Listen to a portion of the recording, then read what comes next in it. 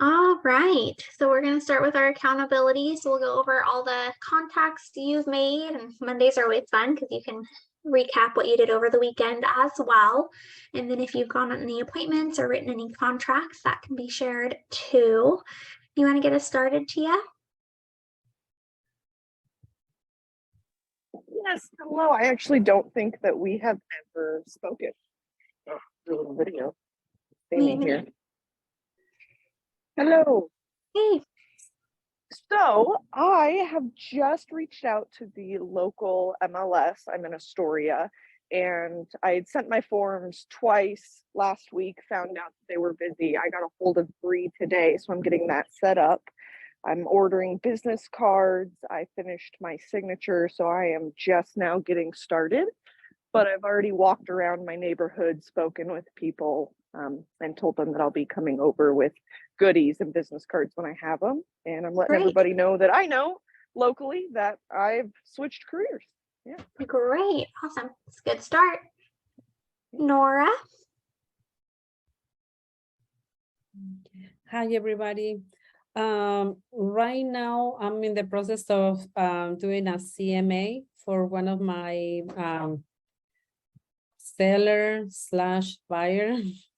He wants to buy a property and do some remodel and sell it right back. And I need to know how much he will be offering. Lucy, sorry, we're sharing office here with Lucy. So I'm trying to find out the price that he can offer for this property and see if it's gonna be good for him to remodel and invest all the money and put it back in the market. So that's what I'm doing right now. Great. Awesome. Good job. Lucy, you want to go next? You can switcheroo. Yeah. Can you hear me? Yeah. Okay, so no, you're not muted. She's good now. You'll just hear her volume echo unless one of you turns off your volume too. There we go. Is she muted? No, she's muted. She's good. Okay. Yeah. Yes, I just been working with the buyer that I have. We made an offer, but I see that the market is since they don't call for a lot, there's not like that buffer that I need to offer more. So that's one of the issues I'm experiencing right now. So I'm just gonna try to just like probably door knock for them, maybe just something that's out of the market for them. Because now we made like already, I think it's like 3 offers already, I think. Yeah. That's not too bad either, but hopefully the right one comes up. Yeah, but that's what I've been working on. And then last week I went in KW the office and we got some leads. So yeah. Good. Awesome. So that's pretty much what I've been doing. Yeah. Great job. Mm-hmm. Corey.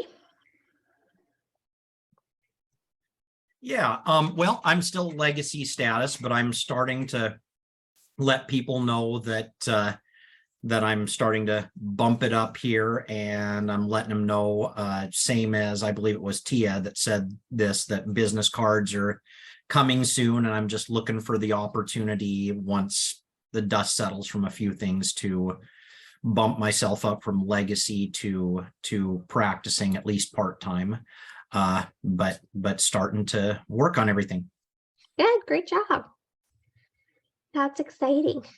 Okay, so today we're going to have Dan Goss, and he's going to do the capture leads with open houses, which is great. It's a great way to start getting business as you're getting started. Always where I say my first couple deals came from. And Dan is a principal broker with Eugene Real Estate, powered by Place Inc. You guys may have heard of Place within your market centers. A team within Keller Williams Realty. He has a background in business owning and operating 2 packing and shipping franchises and law enforcement as a deputy with the Lane County Sheriff's Office. Dan has been a licensed realtor in the state of Oregon since 2007, with the last 6 years being with Keller Williams here in Eugene. I actually think it's 7 probably now. But I'm going to reach out and just see where he's at.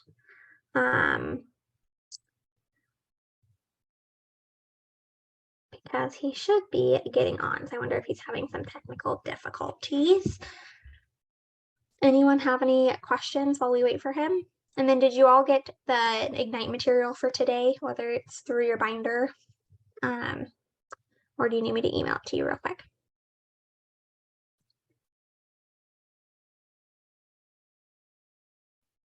I still don't have any of the materials, but that's just a matter of me when I get a minute going down to the Capital City Center and picking up the materials that you follow along with in class. So Okay, let me see. I would love it sent to my email. I didn't receive anything. I don't believe. Yeah, no, we don't email it out each day because we have it printed for you in binders, but I can email it out now for you. What is the page that we will be watching in or going over in this It's the open house one. So let me open see. house?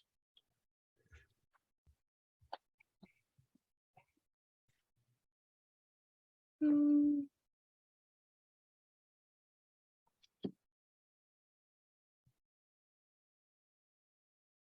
7.1. Session 7. Mhm. Oh, that's not what I want.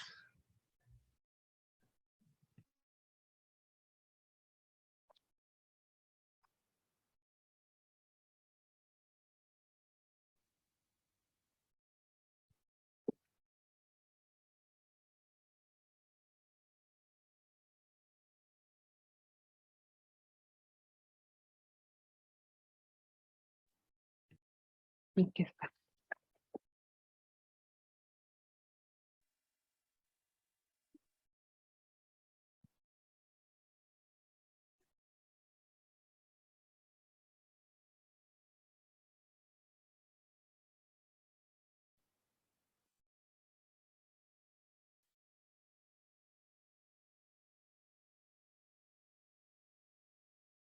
Let me make sure, see if this is him real quick.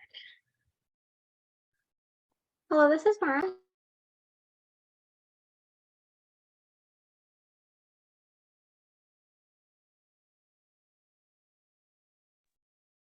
What are we waiting for, you guys, or what's going on?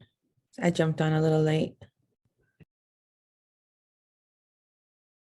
the presenter is running a little behind. I think, or Mara thinks that he may be having some technical difficulties.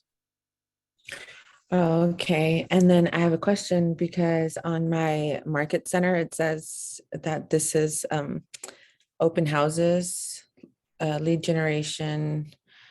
And then on here, the subject material that I was sent, it's saying something about, what the hell was it? Sorry. Oh my gosh, capture leads with social media. So do you know what class this is?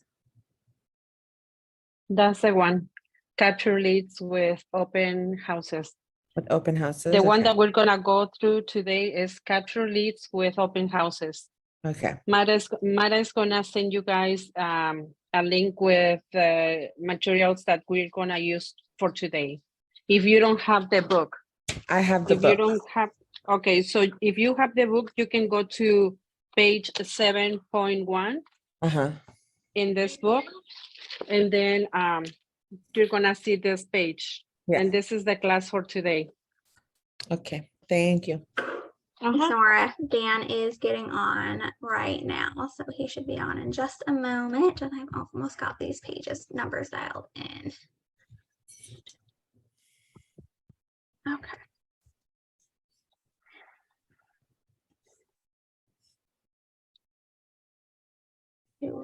Do you want us to go and check our email right now? I'm gonna have to get off my camera for a sec to do that. Is that okay?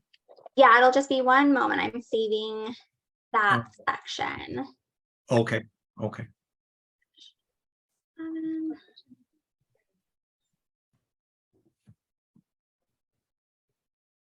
I'm going to use your Hotmail email. Is that okay, Corey? It looks like the one that pops up for me.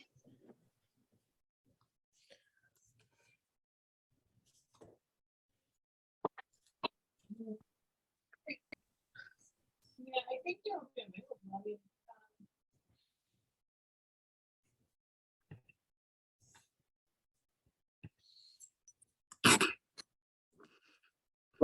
Can you go ahead and type your email, Tia, into the chat? Doesn't look like it. Yes.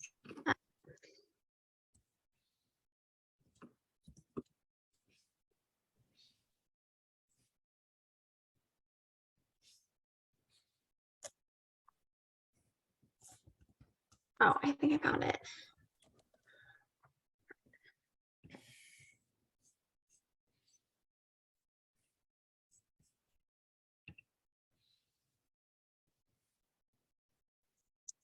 Perfect. That should be entering your emails now for the couple that didn't have it.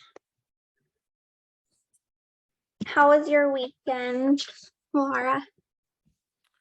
1 second, hold on. It was good, thank you. Oh, I wasn't even on the microphone or on mute. You weren't muted. You were good. It was good. I did some self promoting, I guess.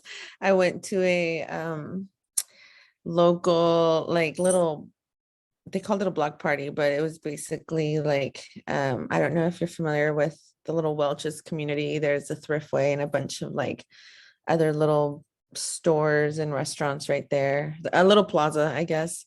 But they had a block party, and a lot of the local artists and vendors in the area were around. So I went around introducing myself and, getting to know the people, the community. Good.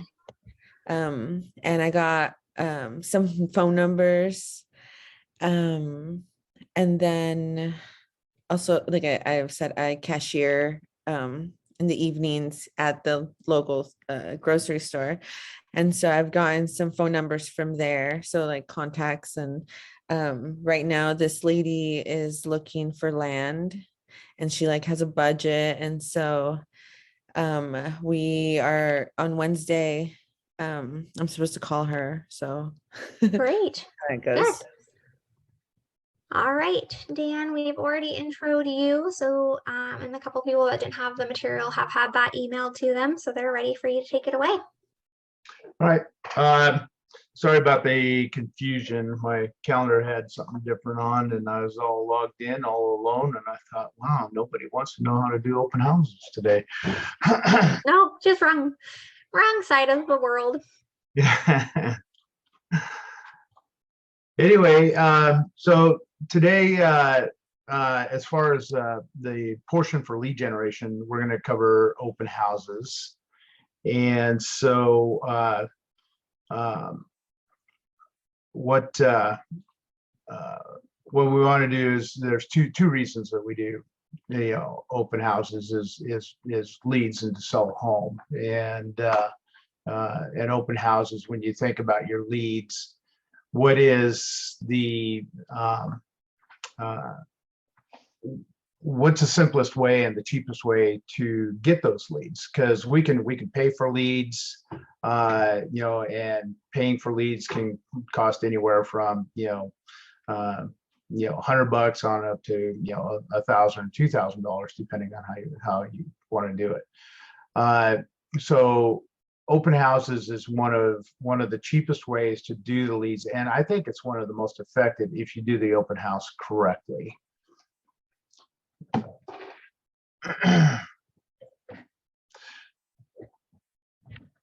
So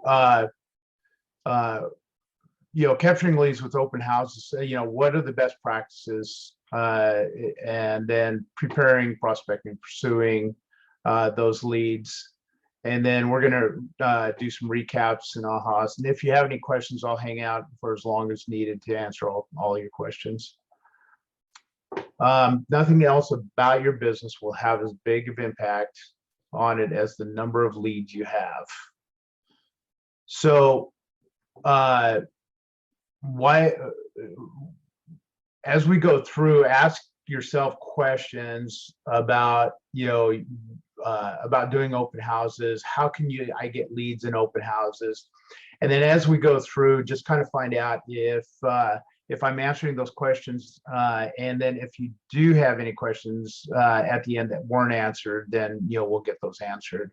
But one of the problems that people have with the open houses is they think they have to have a listing of their own to do an open house.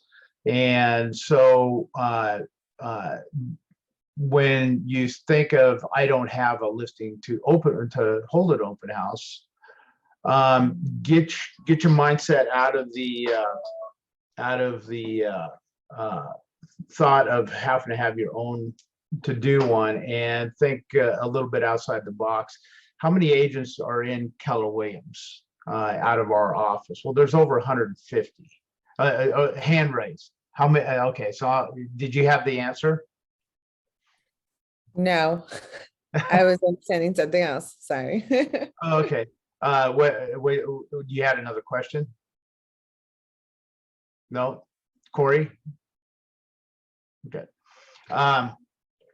So ask other agents. I literally, on my hot sheet on my MLS, I have a section that I have on my hot sheet that is for new residential listings in a certain area that I want to geofarm.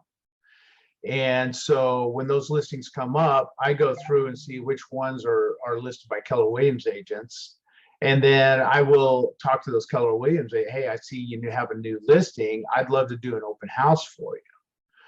And so there's ways of getting open houses. Now, I used to teach as far as you can even ask agents outside of Keller Williams, but lately there's been some issues with E&O in regards to doing listings outside of Keller Williams, and so we don't do that anymore. But there's still plenty of listings coming up with Keller Williams, and so you can ask other agents and look immediately. That's why I have it on a hot sheet, so I know exactly as soon as those listings come up, and I have an opening to do some open houses over the weekend or during the week, I will talk to that person and see if there's a way that I can do an open house for them. Now, maybe they already have something scheduled during the weekend. Doesn't mean that you can't do open houses during the week. There's certain situations, certain geographical reasons why you would do that. And we'll get into that a little bit later. I don't have any signs yet. There's open house signs at the office that you can borrow. We specifically for our team, we have the Eugene Real Estate Group at Keller Williams, and so we have our own open house signs. If you are absolutely stuck without having open house signs, let me know, give me a call, and I'm sure that we probably have enough to be able to loan you out. It is specific and it does have our number on it, but like I say, if you're in a jam and you need something to show that you're doing an open house at that particular residence, then we'll get that loan to you. You may not know the answers to the questions that visitors have. We'll go into that in a little more detail, but bottom line is, if you don't know the answers, don't guess at the answers, just be honest and let them know that, I don't have the answer, but I work with a wonderful company that has a ton of experience, and somebody there is going to know the answer, and I'll get the answer for you. And so, what's the best time I can give you a call back? Open houses don't really work because most people, are looking, they're either looky-loos around the neighborhood. They're just, looking at homes that they're planning on, or looking at a series of homes. But to get leads, open houses are wonderful. Now, am I going to sell that house to the people that come in and look at the open house? The odds are no. But that's not what I'm after. I'm after, to find people who are not being represented, that are in the market to buy, maybe in the market to sell, to be able to buy. So that's why I'm looking at that. So dispel that, well, I'm not going to sell it because most people will just come in and look at it, and that's not good enough. That's the mindset is, I'm going to sell that house, and get out of that mindset and think leads. How am I going to get leads? How am I going to relate to people as they come through and build that relationship so that I can help them, whether they're buying that house or something else? I won't feel safe. Another limited belief, if you go in and you are alone and you just don't feel safe at open houses, team up with another agent. Team up with a lender. There's plenty of lenders that will go in and do open houses with you. They'll set up a section where they can do, if people have lender questions, then they're there with you to do that. Team up if you don't feel safe. If you are in a situation where you are alone and somebody comes in and you just have a bad feeling about it, we'll talk about safety in a little bit, but there are certain ways that you can help prevent a situation from happening. I'm just going to close this up.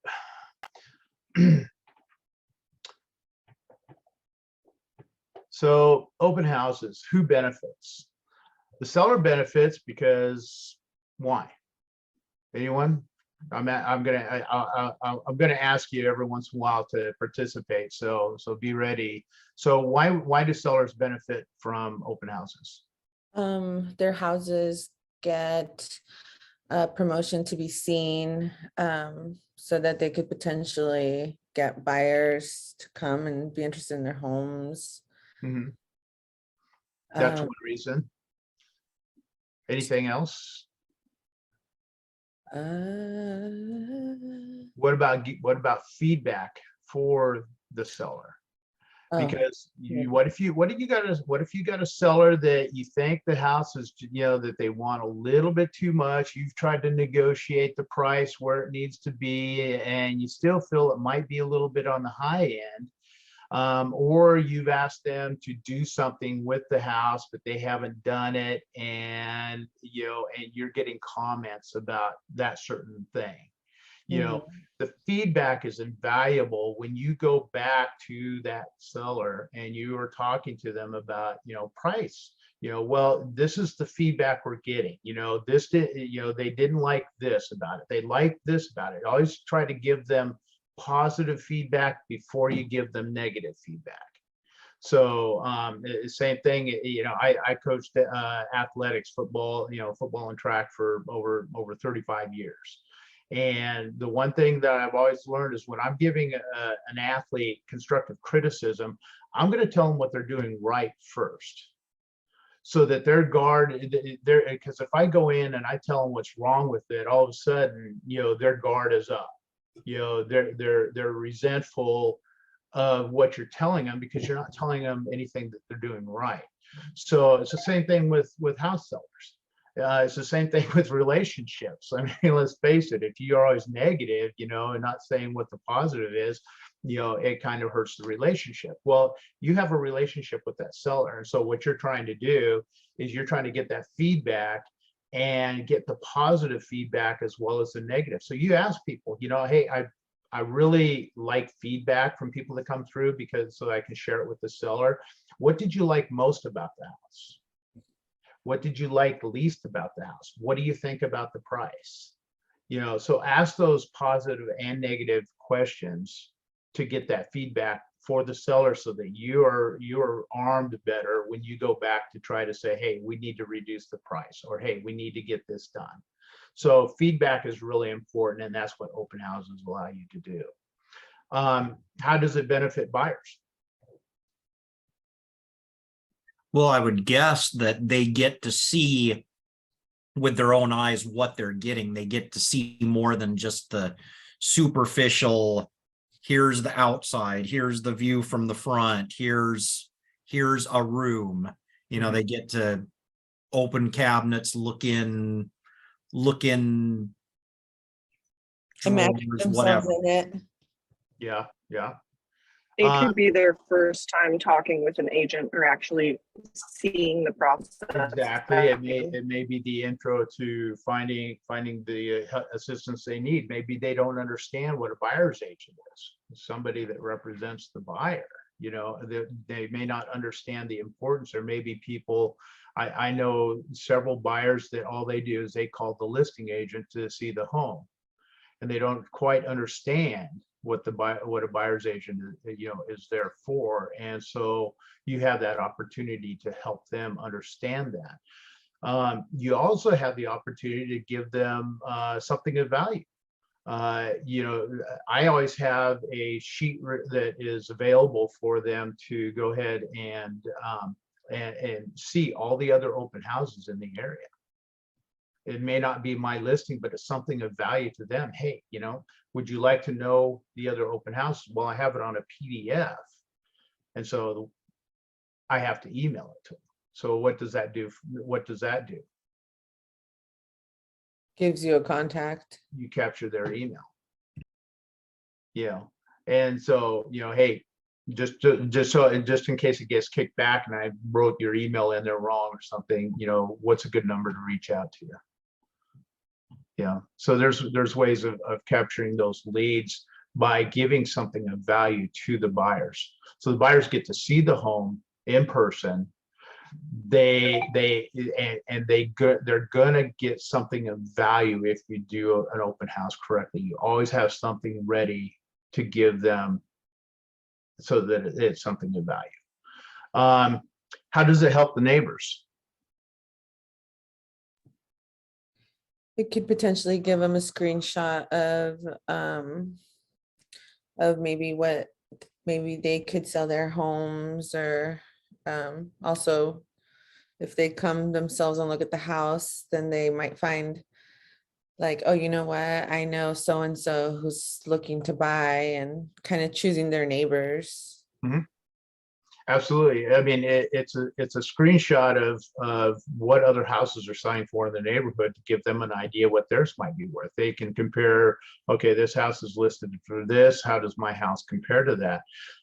Every single person in my database that owns a property has a market report.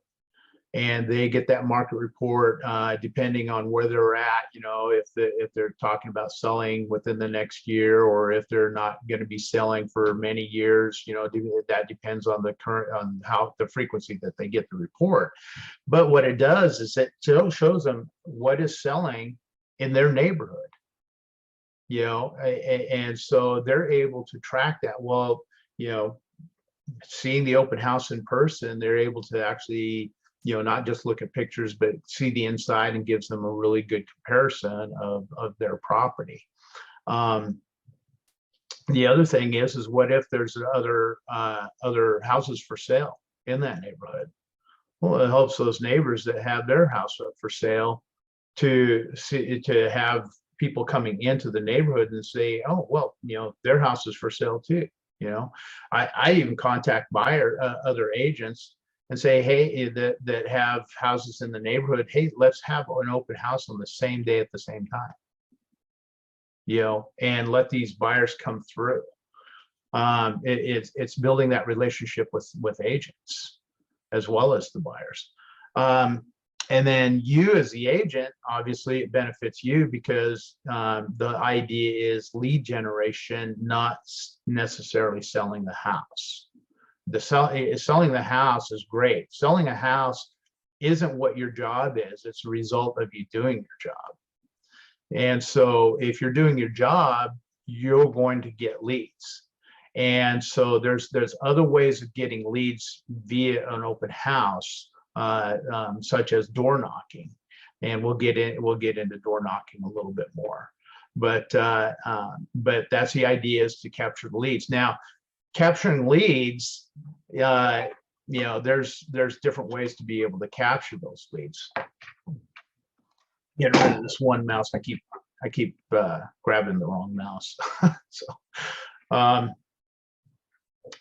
the benefits of the open house, first of all, it's inexpensive.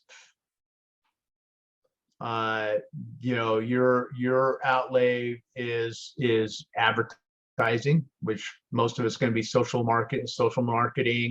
You're going to advertise on the MLS, click your open house, advertise on Craigslist. When you put an open house in on MLS, it typically will go out to all the other marketing avenues online, such as Zillow, Trulia, Redfin, so on and so forth. I like to use on social media, I like to use the marketplace and go in there. I also, there's a group that is open houses in Lane County. And so you belong to the group, and then you can market, your open houses on that. I get a lot more, I get feedback going through the marketplace from people. I see people say, hey, so-and-so, look at this, so that means that person is buying. And so what I can do is I can go into instant messaging, message that person, say, hey, I noticed that that so-and-so, let you know about this house. Are you looking to buy real estate this year? So another way to capture leads. It's a great prospecting tool. Absolutely. If you do an open house correctly, it's going to be about 7 hours per open house. And so I'll go through the steps of doing it, how you do an open house correctly. It's not just a matter of opening the door. It has a high return on investment. Obviously, your investment is very, very low. And if you do an open house right, I believe that there should be 1.5 transactions per open house. And you literally could do 24 transactions in a year, just holding 48 open houses. Qualified leads. So people that are coming in that are buyers, you think they may be qualified? Most of the time they are going to be. Sometimes you get those looky-loos, but at the same time is that, when you give things of value that bring them back to you, then you can start vetting them. First thing is we want to see about pre-approval. Are you a cash buyer? Or are you thinking about financing? Get them to the right lender if they don't have one. So there's several benefits with the open house. Any ahas at this time? Things that you didn't think about that are kind of coming to your mind, something of value? You suggested holding an open house on the same day and time. I think that's such a good idea because some people, they just want to be in a particular neighborhood. So it gives them an opportunity, they don't have to wait separate days to go. I think that people enjoy open houses a lot more when they can go to multiple on one day than have to sit around and wait. Yep. Well, the other thing I see with that is that you if you only have the open house yourself, and what if you get 10 people coming through the open house? Well, what if you had 3 or 4 different houses open, and each one of them brought in 10 different people? Well, potentially now you've got 40 people coming through your open house because they're right there. They're gonna go through each one of these houses because they don't have to go very far. So the percentages go up that you're going to find, somebody that you're going to relate with. I guess I'd never thought of using the buddy system, but that makes sense, especially in a day and age where, well, in this day and age, I don't know where I was going with that. Yeah, well, where I really like to use those are gated communities. Florence, for instance, at Green Trees, you've got a gated manufactured home community, and you got a number of listings in there. So why not be able to have somebody monitoring at the front and have open houses at all these, so that they can come in and they can go through into a gated area and see all the open houses, all the houses that are for sale. And I think it's a fun event. I think it's great. And I think it's a good way to develop relationship with realtors too. The next time that they have something, they might be calling you, say, hey, I'm going to have an open house. How about we have an open house together? And it's really important to have good relationships with other realtors. There are circumstances that things have gone south with a realtor in a transaction, and it makes for a miserable transaction. So if you have those good relationships, and you happen to have a transaction with those people, it just makes life a lot more pleasant. So best practices. So as far as when you're planning an open house, set your goals. How many door knocks do you want to do? Now, me personally, if I do an open house, my goal is to knock on 50 doors. Generally, I spend I plan about 2 hours to go door knocking. And so I may do door knocking the day before the open house. I may do it the day of the open house. My feeling is the fresher it is in their minds, the more likely that they are to attend your open house. And again, why do you want them to attend? Well, first of all, it gives you a chance to get feedback from that person. It also gives you a chance to build a relationship with somebody else in the area. They may not be ready to sell, but they're going to remember the relationship. The other reason for the open houses is to potentially find other people that are interested in selling. Maybe they know somebody who is interested in buying in the neighborhood. And so the way I present it is that I'll introduce myself, say, hey, I'm just going around to the neighbors to introduce myself. I'm Dan Goss with Keller Williams Realty. And I hand them a flyer that says, you're invited. It's not just a flyer of the property. I make it so that it says you're invited. And I said, I just want to invite you to an open house that I'm doing at such and such an address. And it'd be great if you come by. I always love to get feedback from the neighbors. And by the way, do you happen to know somebody you'd like to have as a neighbor?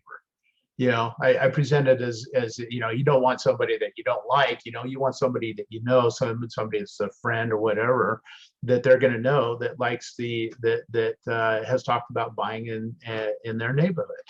And then I leave it at that, because I know I'm going to knock on their door one more time. And so I don't ask them if they're selling their house, but if they volunteer, that will lead into that conversation.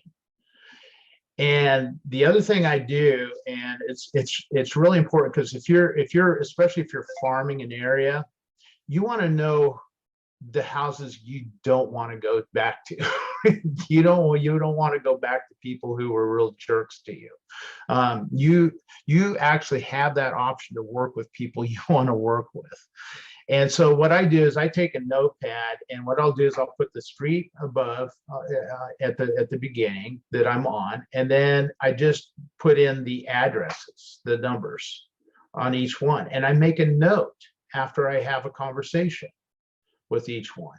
If it's a conversation about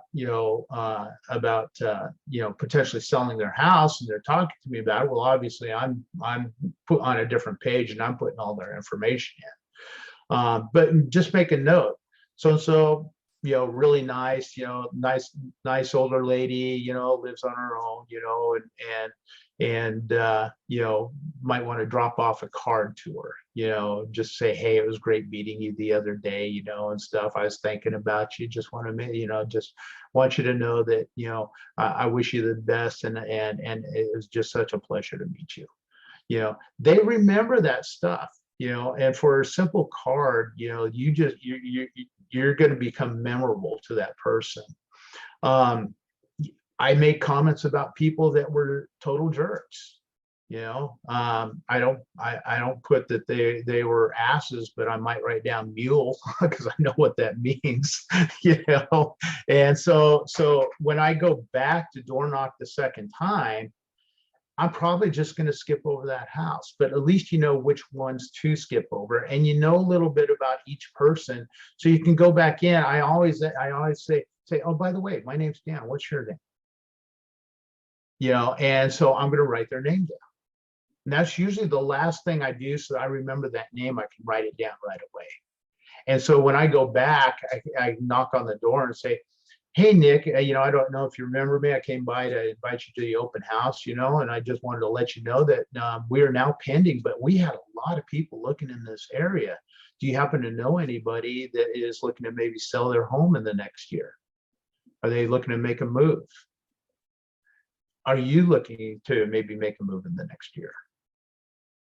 You know, and the worst they can ask, no, I don't know anybody. But you know something, you remember their name, and they're going to remember that. They're also going to start remembering who you are.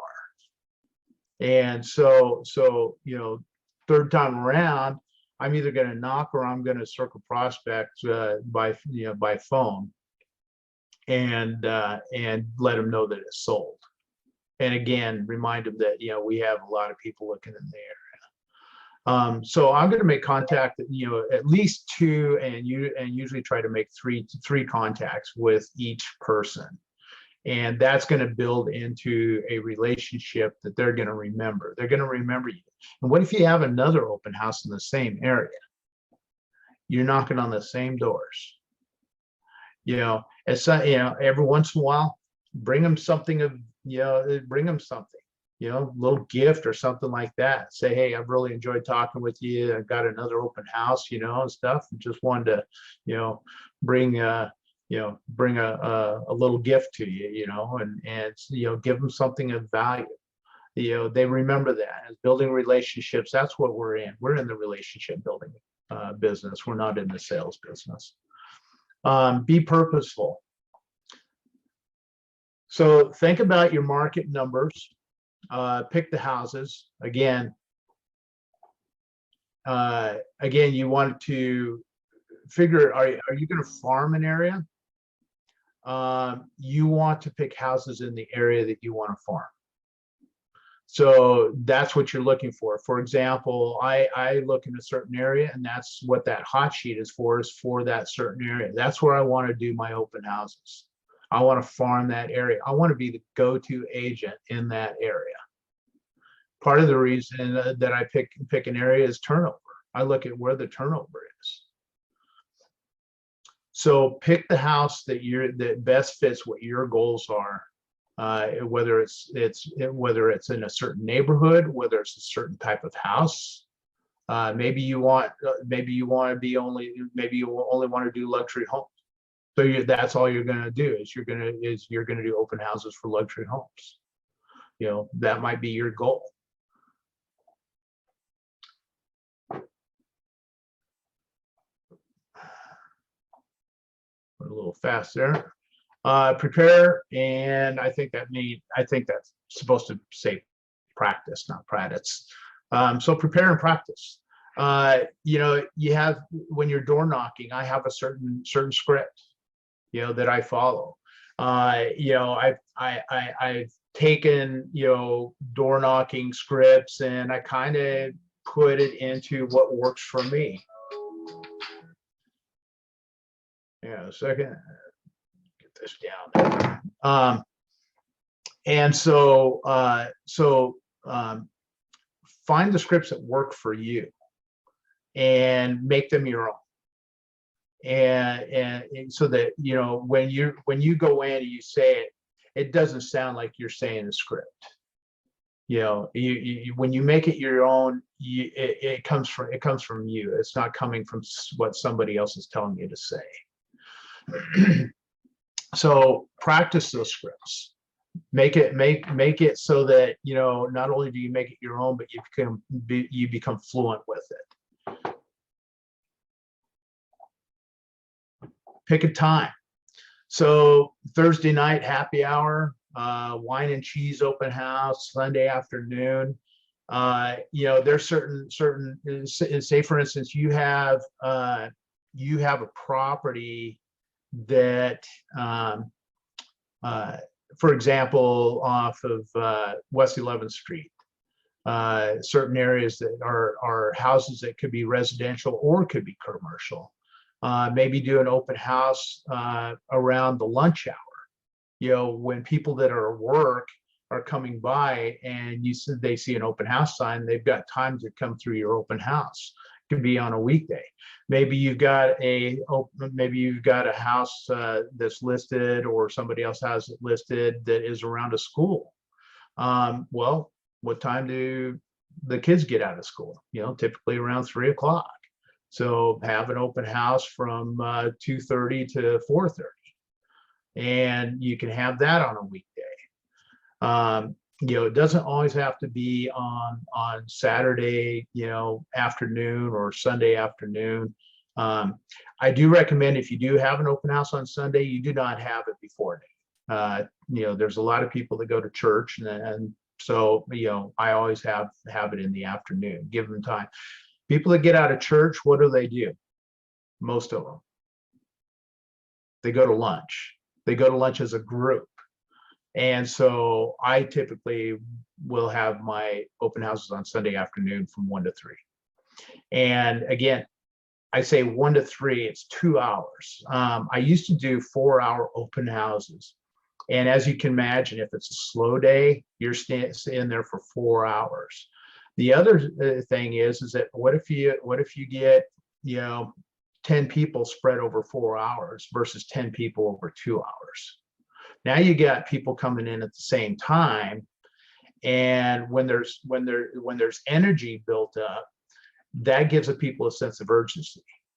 And so, you know, they're looking at other people going, over this house, and now they feel that, oh well, you know, we better move fast. We better act fast on this house. And so it builds a sense of urgency. Is there any other times or instances that you would have an open house at any different time other than the weekend? Anybody?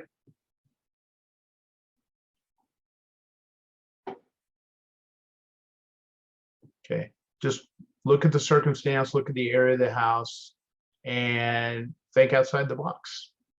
There may be other opportunities for different times. So know your market, prepare the stats. You know, you've got the TMO reports, which are invaluable. And if you're not looking at the TMO reports, start looking at them. You know, I can take a TMO report from you know, now, and take a TMO report from you know 3 months ago, and it's going to tell a different story. And whenever you're meeting with somebody who's thinking about selling their house in particular, having that trend, being able to show a seller that trend, because they're going to go, well, my friend sold his house a few months ago for this. Well, you know, 3 months ago is different than right now. And so so know your stats. What are some other ways that you can get stats? On the RMLS. Okay, absolutely.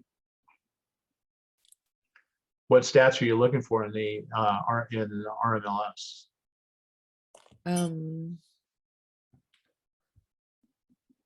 I think it's the monthly market, where it shows like how many houses are up for sale.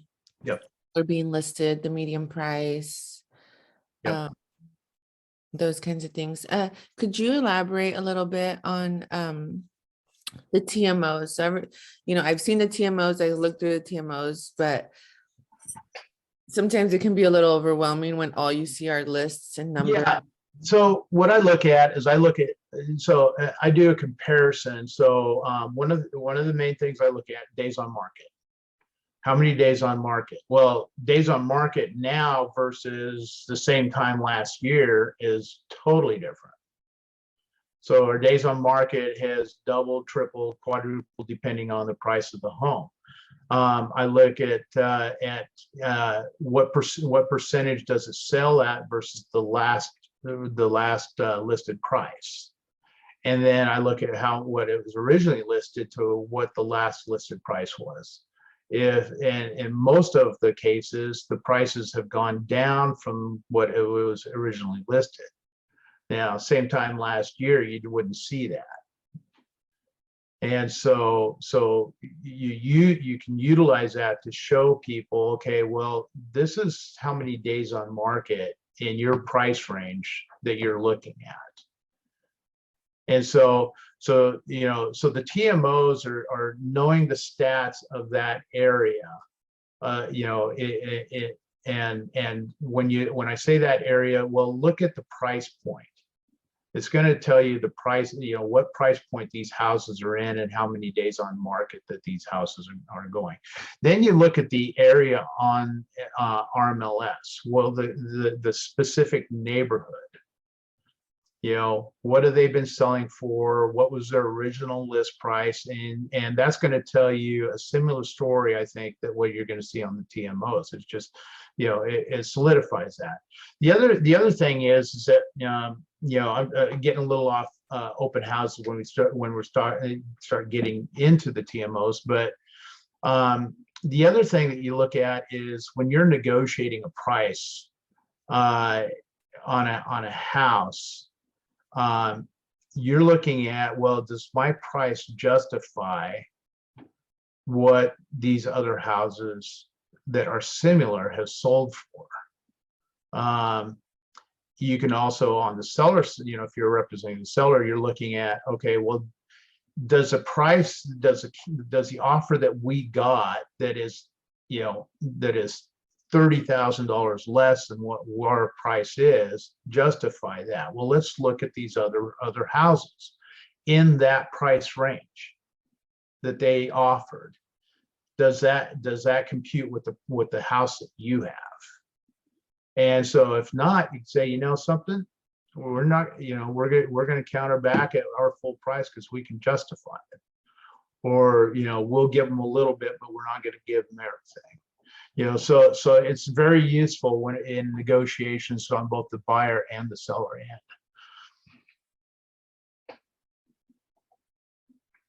end. And then be safe. So again, we talked about using the buddy system.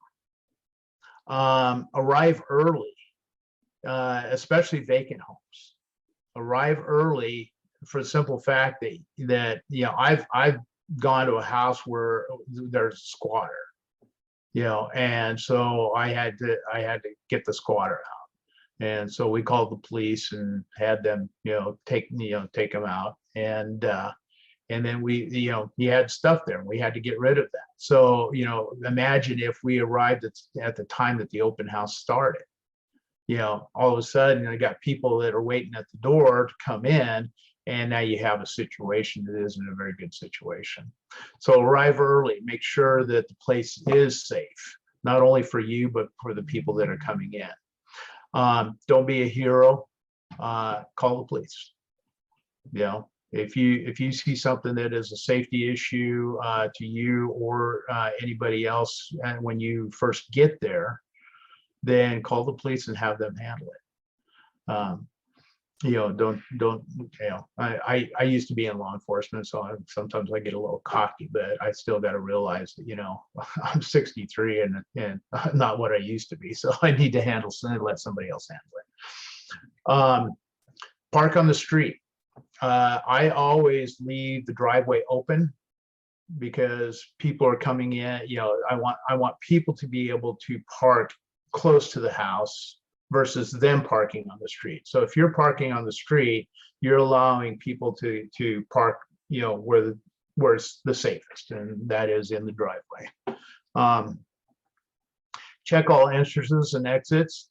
If you go in and and you see a door that's been forcibly opened, or if it's even unlocked when it was supposed to be locked, is to be looking around, making sure that nobody else is in the house.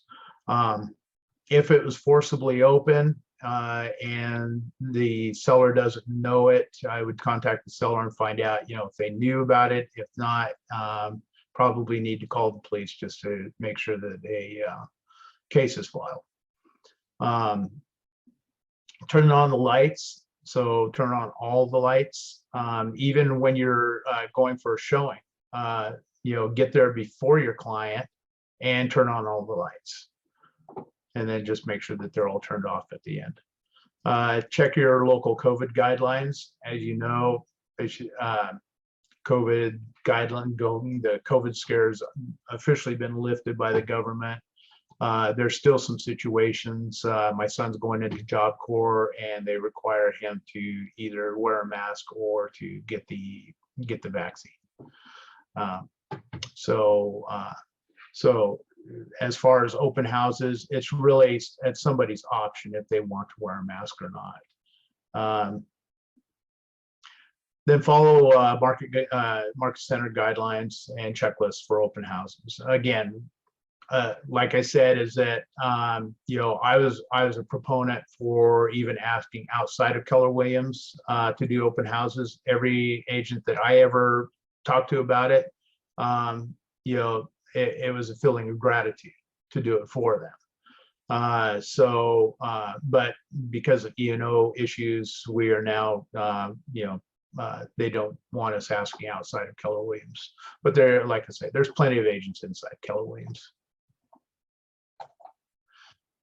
So again, any new things that you guys have picked up, any ahas that you feel that you've discovered?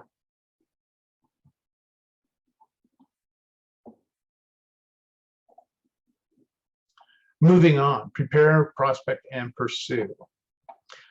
The difference between big and really big is how you manage your time and focus.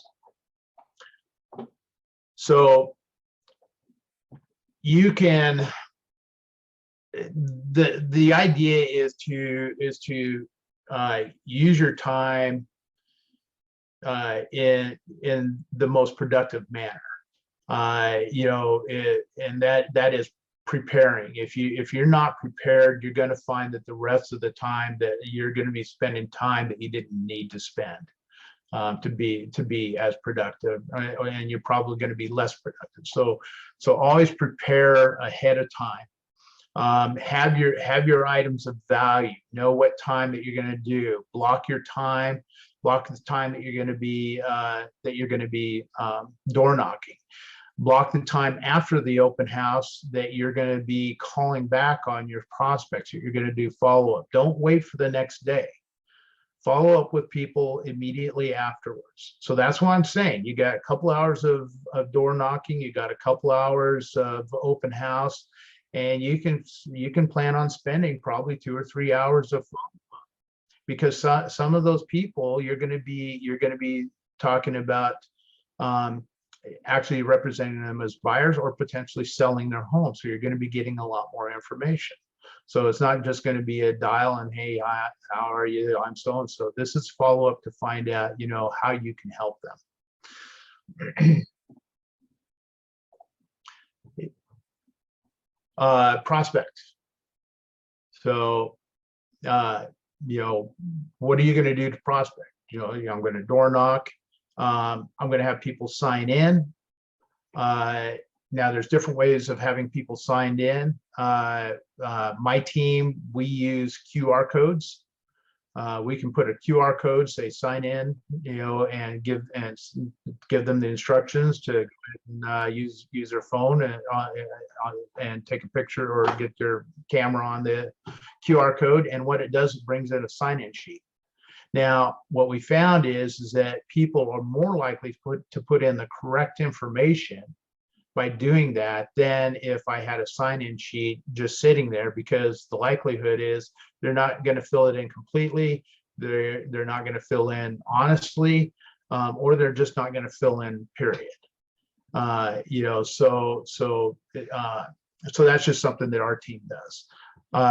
If you do have a sign-in sheet, I recommend having it outside of the door so that when they first come in, you've got a table that's all decked out, you know, sign in here and things. People are more likely to sign in before they come into the house. It's just an interesting phenomenon that I've seen after doing several open houses.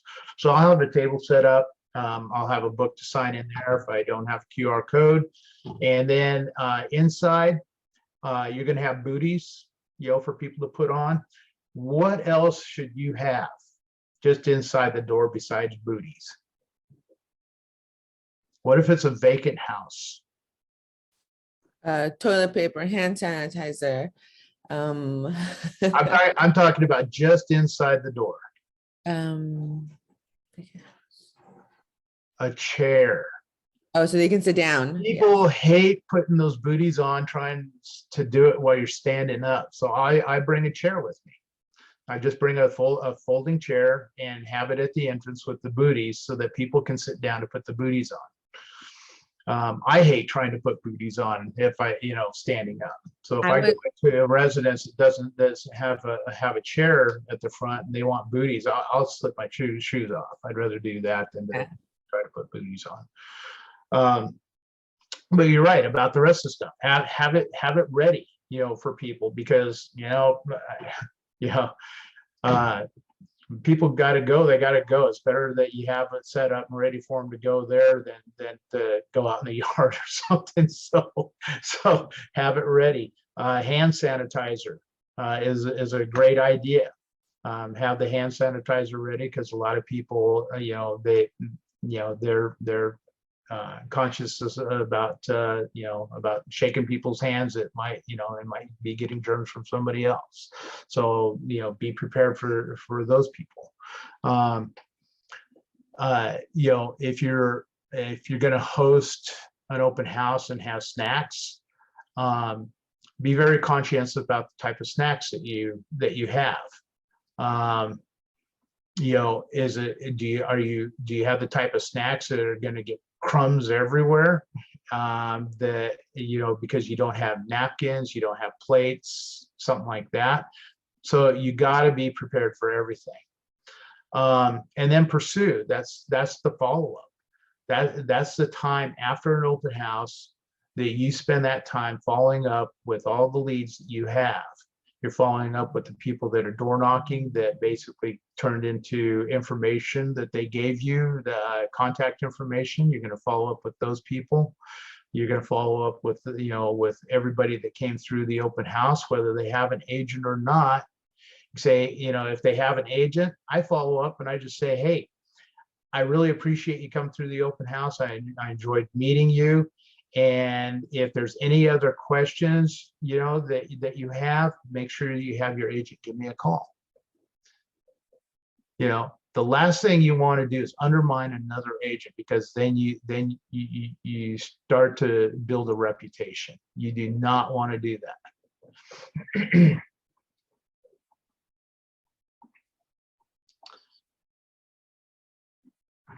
So we kind of already went through it. Prepare your mindset, practice conversations, be prepared.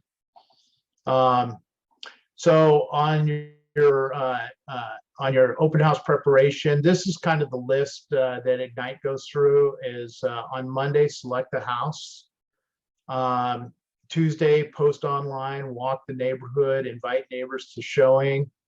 Post online again, install yard sign, post online again, invite database, post online again, and prepare market statistics, print flyers, and door knock.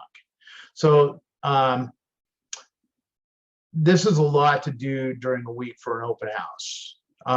What I see wrong with select the house on Monday, most people are listing on Thursday.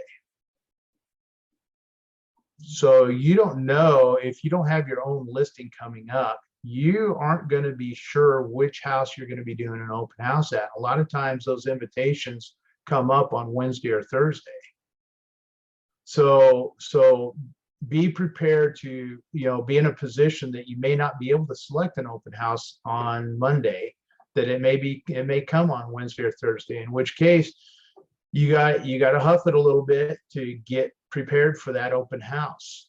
Like I say, I like to do my door knocking the day before or the day of, because I want it to be fresh in their minds that I'm inviting them to an open house. If I door knock a neighborhood, yes, it's a chance, on Tuesday. It's an opportunity to meet those people, and maybe I get something out of it, for them. I'm not really expecting that they're going to show up to an open house if I'm door knocking on Tuesday, because during the week things happen. They're going to end up forgetting about it. I can get those same people by door knocking on Friday or Saturday or Sunday, the day of.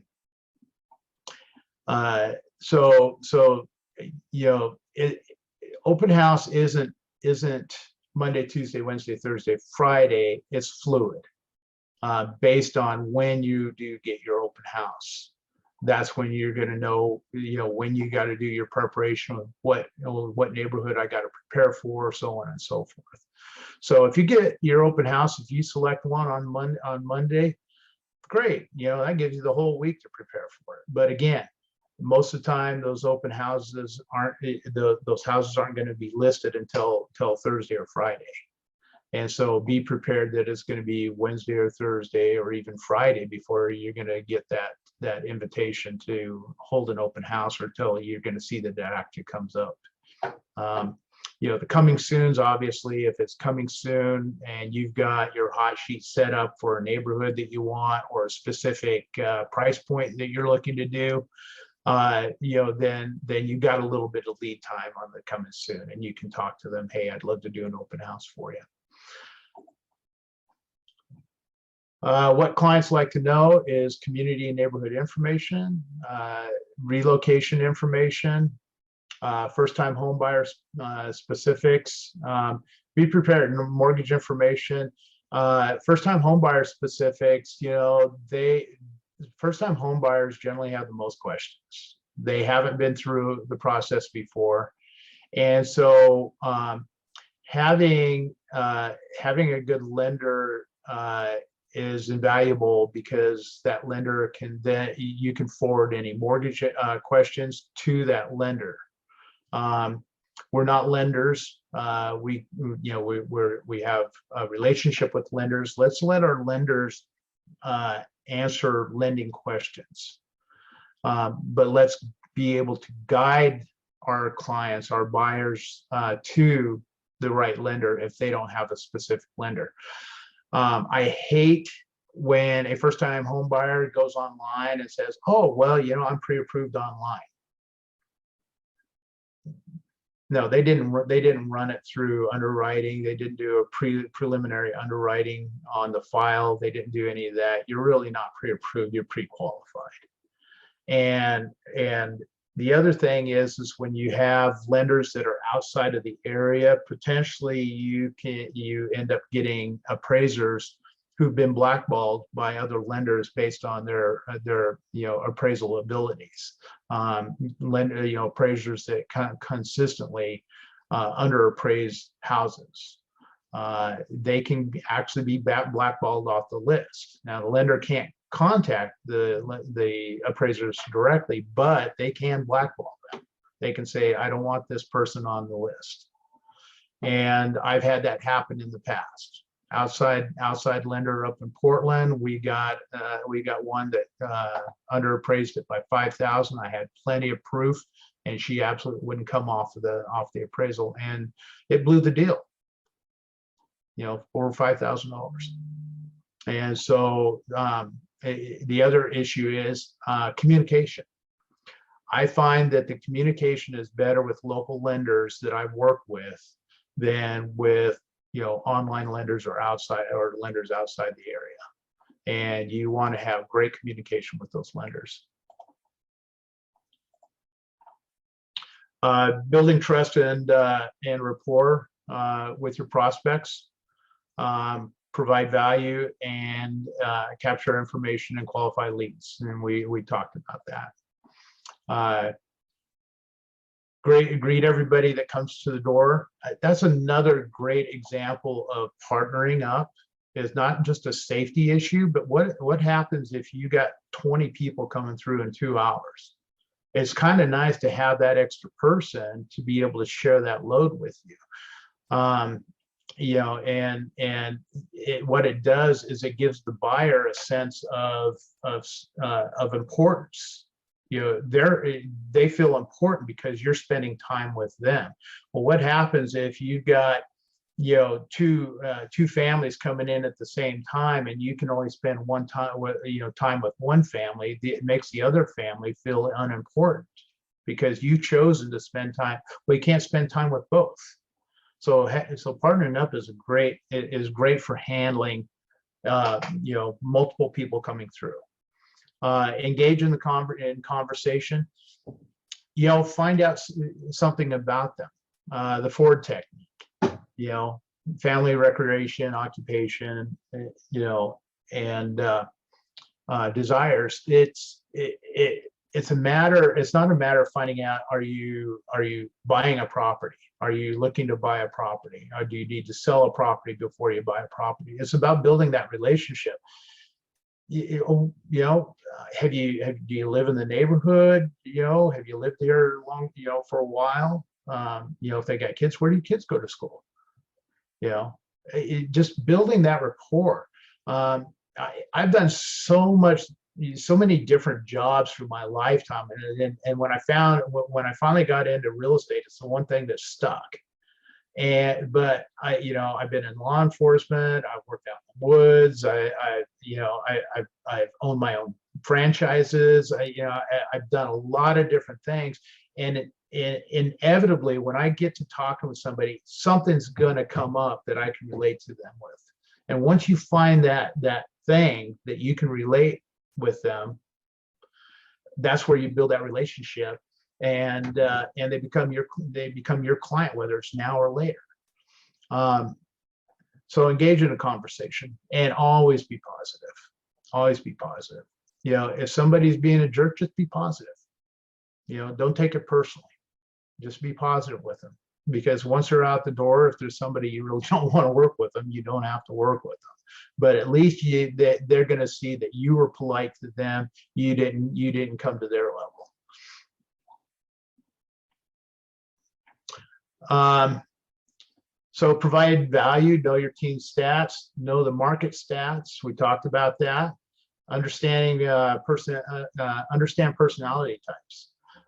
If you got somebody that is very analytical, you know, what do you want to do with somebody who's analytical? That's right. I'm asking a question. Anybody? I always match what a person does, find common ground by being able to match their personality type. Well, I mean, somebody who's analytical, you want to talk about stats. You want to show them the stats. That's what that person likes. It's something, you know. But what if somebody's touchy-feely? You know, what if they're more about the emotion? Stats aren't going to matter to them. You know, point out the things that make somebody feel good about the house. Point that out. You know, what a wonderful room. I mean, you can have some nice family events in this room. You know, the outdoor area has an outdoor kitchen. I mean, just imagine, you know, the family get-togethers that you can have. You know, that's where your emphasis is. So you got to find out, and you're right about mirroring. It's not just mirroring, you know, what they're talking about, but it's even the stature. You know, if somebody's got their hands in their pocket, guess where my hands are? They're in the pocket. You know, I'm going to mirror that person. If the person's leaning into me, guess what I'm doing? I'm leaning into them. If the person's sitting back, like this, I'm gonna be sitting back like this too. I'm gonna mirror that person, because that's how they are, and that's how you can relate to that person. They're gonna see you as an individual that is similar to them. Understand personality types, and I'm sorry, we went over that. Have something to offer the visitor. So again, something of value. Like I say, either have a PDF that you're ready to email them that has all the open houses around the area for them. That's something of value. You can, if it's somebody that owns their own home, you can offer them to say, hey, I've got there's no charge. I do this for all my clients and stuff that own homes, is that there's a market report that I can send to you. And what it does, it just shows you on a biweekly or on every couple weeks or every month, shows you what's been selling, what's pending, and what is listed in your area. So you can kind of keep track of what's going on in your neighborhood. Something of value.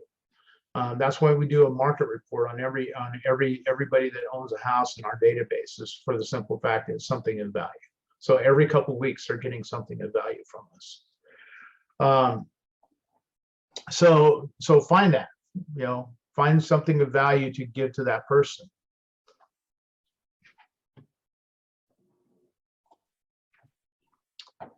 The sign-in sheet, we talked about that. Let me ask you, is there anybody that's done open houses that has found success with the way they sign people in? Not yet? Soon. I shadowed Go ahead. one, and I helped getting people. He had, a clipboard, and some people would come in. We let them know that there was I think it was like an RMLS printout, the tax full, and then I forgot what else was there. But yeah, I mean, a lot of people were writing in their names, phone numbers, and emails at least, and then they got the option to take the little piece of paper, then feedback, and walked around and looked. And it was the first time I'd been to an open house on the other side. Mm-hmm. And I think it went great. There was a lot of people, which helped, where I was able to step in and kind of, from listening to the agent that was hosting it, that I was shadowing, I was able to kind of give that information, just kind of give it my own twist and whatnot. And it was a great experience, I think. Good. You can give 3x5 cards, that say, what do you like most about this house? What do you like least? What do you think the price and stuff that they can fill in? I'm always, if you do that, always make sure you have enough pins to go around, because you don't want them to hunt. You want to give them a pin so that they don't have the excuse, oh, I didn't have a pin. If I can ask them directly, it's part of how I build that relationship with that person, asking those questions. As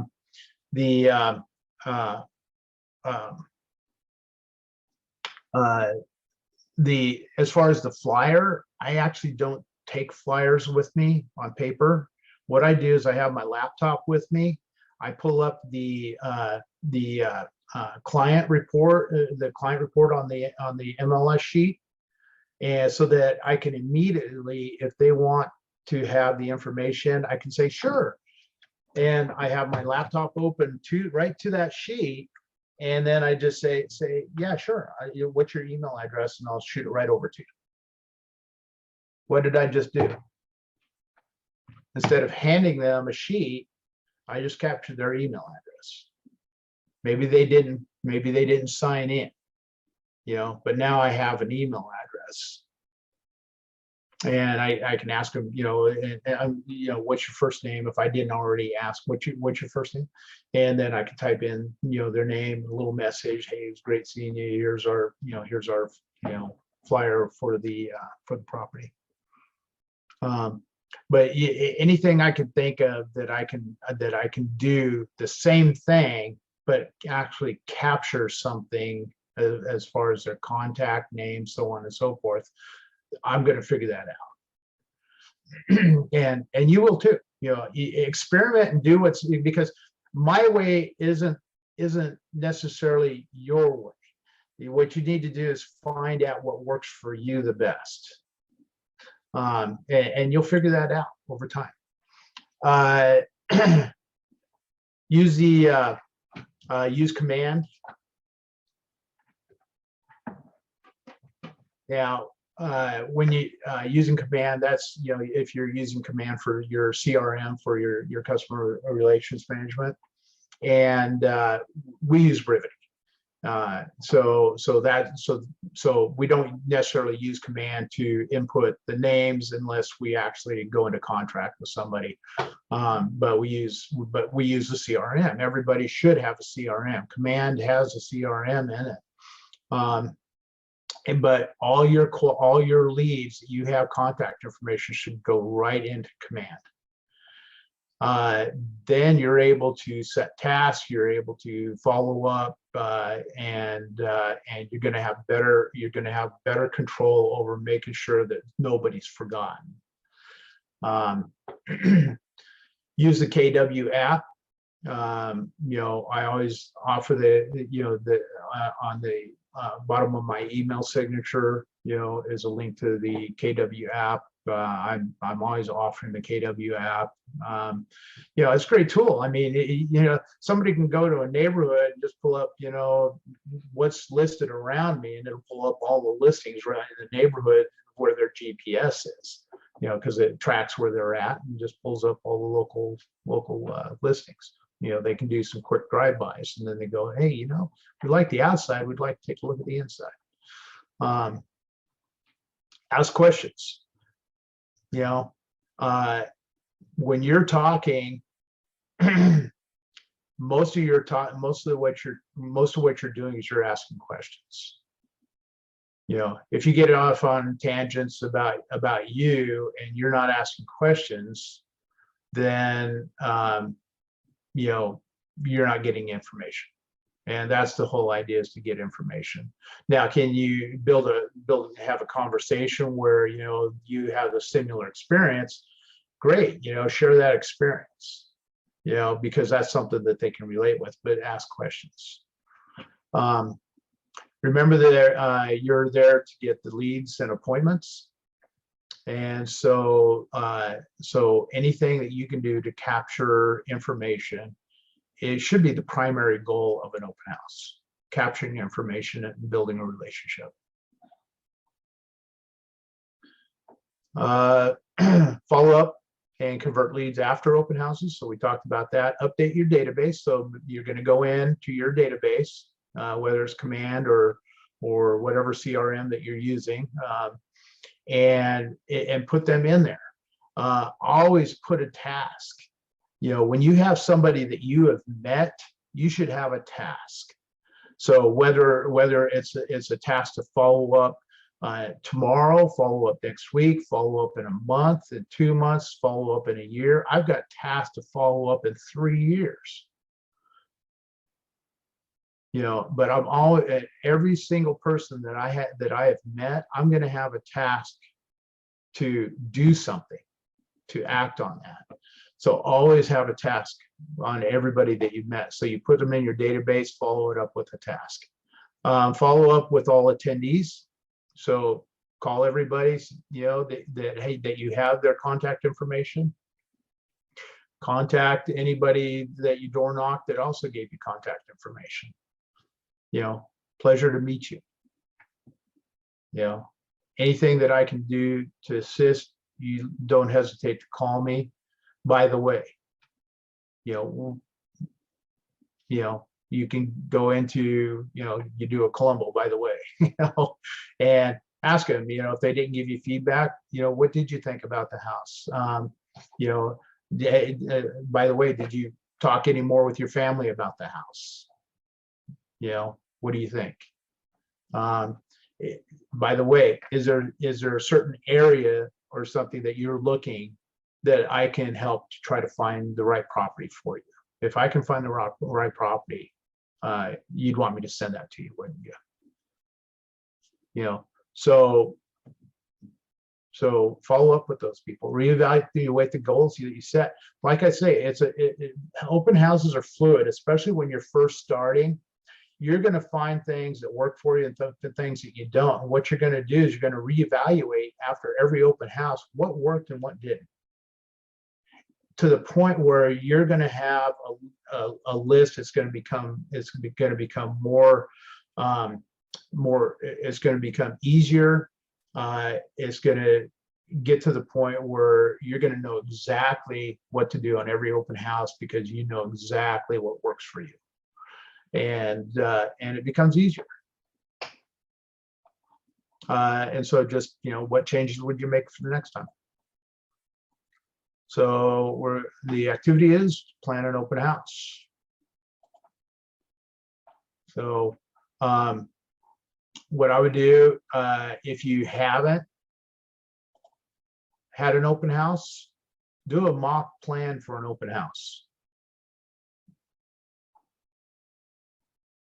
Just pick a house that in an area that you want, or in a price point that you want to do, and just pick that out, and then plan an open house for that house. It just gives you that experience on planning an open house. Have a list. This is what I need to do. Your checkpoints. So any ahas out of that session?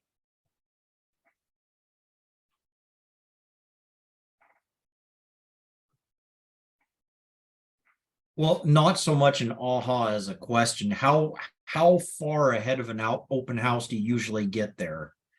How long ahead of your open houses do you usually get to the general rule of thumb? I start looking on Monday.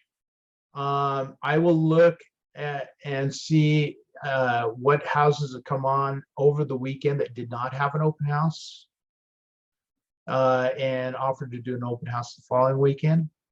Or if it's a situation where I can do one during the week and feel that I can get people in, then I'll do that. So I start at the beginning. If something does come on that's in the area that I want to farm on a Monday, yeah, I'll say, can I, I'd love to do an open house for you. Every day though, I'm looking, like I say, I have a hot sheet. So every day I'm pulling up, I'm looking first thing in the morning, what's come up that's new in that area. I also look at homes in that certain area that have had price reductions. They have a price reduction. That's a reason to do an open house. Hey, we had a price reduction. We're going to do an open house. Back on the market. There's a reason to do an open house. Yeah. I read someone posted an open house, and the house did go for a price reduction, but they phrased it differently. They said a new improved price, which I thought was a great way to say, like, hey, people were like, that's not an improved price. You just went down. Like, well, it's improved. It's yeah. Yeah. It's all perspective. Yeah. Yeah. Or open house for this new improved price point. We're going to do an open house for this new improved price. The thing is that because there's a reduction in price, people do their certain price points, and typically they'll go. It's most of the time it's in $25,000 increments. So like from 350 to 375, from, or top end is 400, they don't go 375 to 385. They usually go 375, 400, 425, 450, so on and so forth. If I've got somebody in the 400 range, I'm looking for houses that are 410 and under. But at any rate, you have these certain price points in a house, and if a price reduction goes from 405 to 399, those people that were looking under 400,000 didn't go to that open house at 405. So there's another reason to do an open house. Well, you're targeting a whole different buyer pool. So look at the reductions and where they're at too, because that is a good indicator that they missed out on some buyers at the old price. So anyway, so that's just a way of looking at, it doesn't have to be a new listing.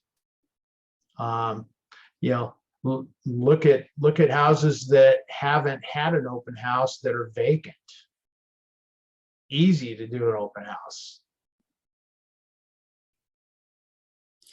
I also It doesn't interfere with the buyers or with the sellers.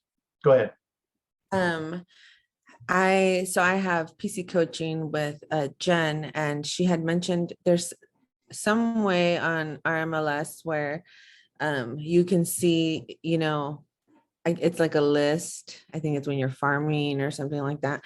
It shows a list of the agents who have houses listed in certain areas, and you can always call them and say, hey, I was wondering, notice there's no open houses. You don't have any open houses come up. I'd love to host your open house, like an open house for you, and like let them, obviously know what you would do, but that's also a good way to find open houses. There's always the KW distribution list. Again, another good piece of advice that I got was reach out to certain agents, reach out to certain groups, and that way you can be at the forefront of their mind, like instead of kind of like a resume saying like, hi, my name is so and so, this is what I do, this is what Absolutely. It's good to, especially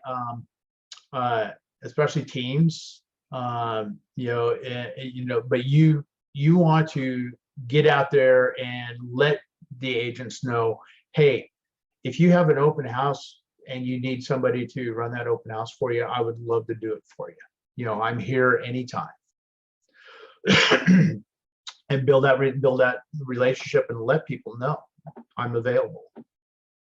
They're going to take note of that. So if they have something that comes up, they're not going to just list it or post it. And if you do a great open house for them, they're going to call you again. They're not going to post it on on the email and say, hey, I have an open house, anyone want to do the open house for me?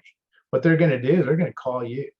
If you're the go-to person that does a great open house, then you're going to be the go-to person that they're going to think about.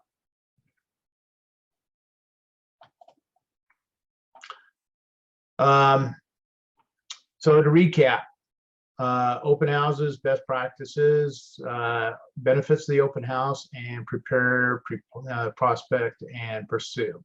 So those are the items that we talked about.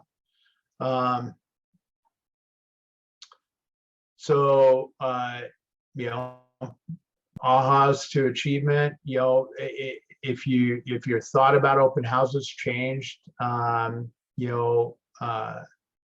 if your ideas or mindset were new, what do you feel differently about?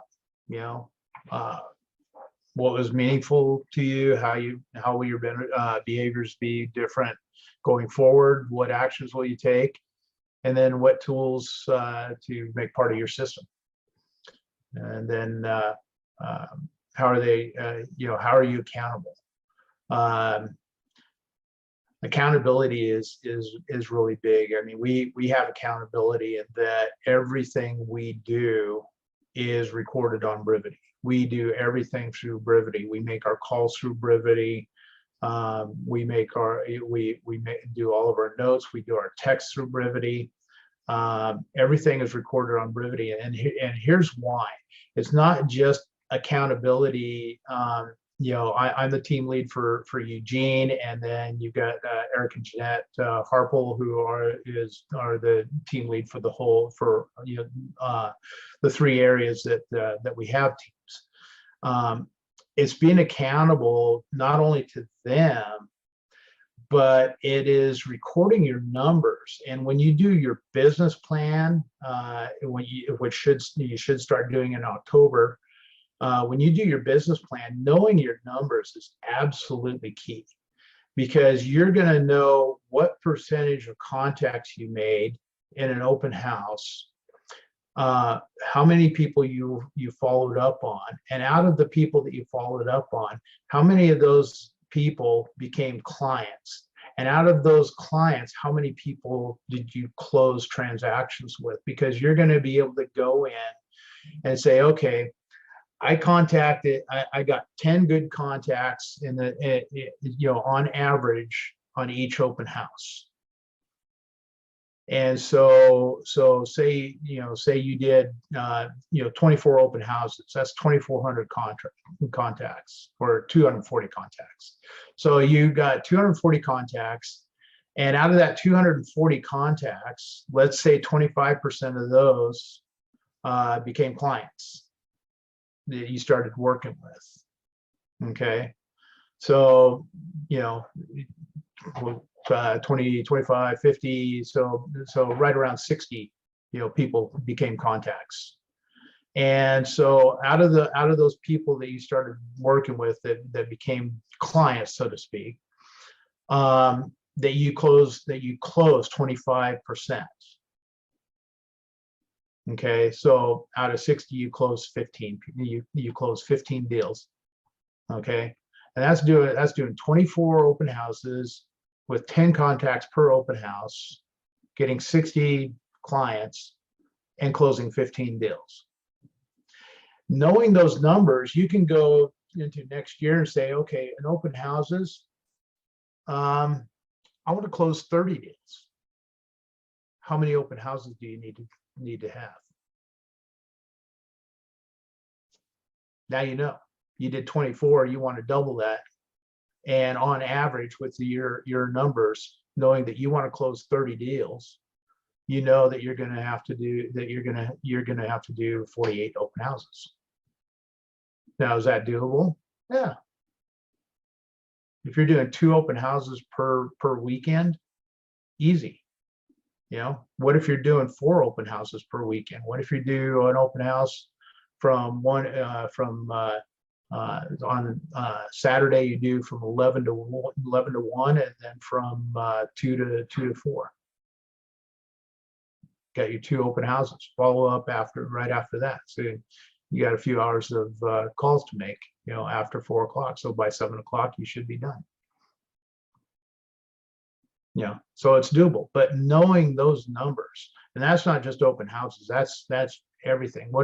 How many cold calls, or how many leads that have come in through a lead source, has turned into clients, who has turned into closings. Okay, how many new calls do I need to make to close this many transactions? So that's really important to know know your numbers. Okay, especially coming into October when you do your new business plan, because you can say, I want to close 40 deals this year, and I want to make, figure on average, let's just round it to 10,000. I want to make 400,000 this year on 40 deals. I want to make 400,000. Okay, your numbers. Now you know exactly what you have to do to make that. I mean, right down to what you got to do every single day. I know I have to contact at least 7 of my sphere every day, and I know I have to make 56 calls off of our lead pool every day to achieve the goals that I want. I know that I've got to do 24 open houses this year to achieve the goals that the financial goal that I set. So, because I know my numbers. So know your numbers.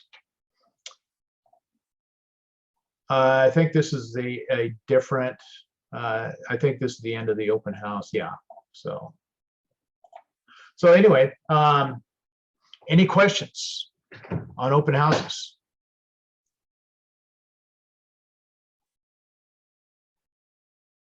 Guys got it down to the T. Awesome. So if you do have any questions in the future, feel free to get a hold of me. Like I say, we have a little bit different system for the simple fact that we're a place, we're associated with Place Inc., which is Ben Kenny and Chris Suarez are the founders of Place Inc., and our team is with Place, working with still working with Keller Williams. So we have little different systems that you guys don't have, but the systems are there to be successful. Command, whether it's Command, whether you have your own CRM like Follow Up Boss or something else, whether or not you're working on a team and getting leads from the team, whether or not you're with a team or you're on your own, the biggest thing that I can tell you is work your database. Work the people that are your sphere of influence that you already know. Those people are the people where you're going to get deals from. They're going to refer people. They know you. They're your friends, your family, your former clients. I can't tell you, about 67% of my income and my deals that I do are from past clients, family, and friends, referrals that I get from them. And so that is a huge portion of your income. If you are not working your database, you are giving up a lot of transactions. So I can't tell you enough, work your database if you do anything. Open houses are a great, inexpensive way to lead gen. Working your database is the #1 thing that you should do in real estate. Open houses, secondary, but still an important part of lead gen. So anyway, I'll leave you with that. And like I say, if you have any questions, just give me a call. Thank you, Dan. Okay. All right. You folks have a good day. Thank you. Good luck with your open houses. And feel free to share your successes with me, or if you had some issues, share them, and let's see if we can't figure it out together. Okay. All right. See everybody. Thank you.